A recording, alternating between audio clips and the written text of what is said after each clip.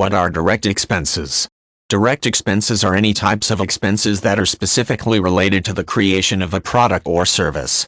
Expenses of this type may include the raw materials used in the manufacturing process as well as labor costs associated with employees who manage the actual production. The classification of indirect and direct expenses is very important to the function of a business enterprise, not only in terms of managing operational costs but in some cases also in the calculation of taxes. The key difference between indirect and direct expenses is that the latter is actively used in the production process.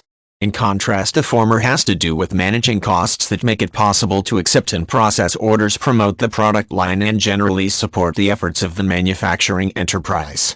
Some examples of indirect expenses include sales and public relations efforts, research and development, and the maintenance of an organized accounting effort.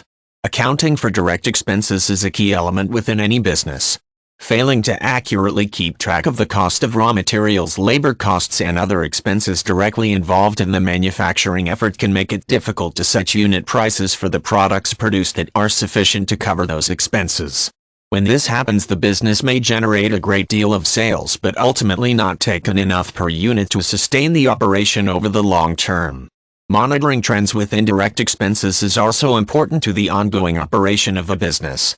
By tracking the unit costs associated with specific raw materials, it is possible to determine the impact of increases or decreases in these prices on the overall profitability of the business. Being aware of the shifts in costs makes it possible to respond to those changes in a manner that is in the best interests of the company. For example, if a key raw material should increase significantly in unit price, identifying vendors that offer a similar material at a lower per unit rate may be a viable option that allows the business to continue marketing its products at the same rates, a move that in turn helps to keep the company competitive in the marketplace. Every type of business will have both indirect and direct expenses.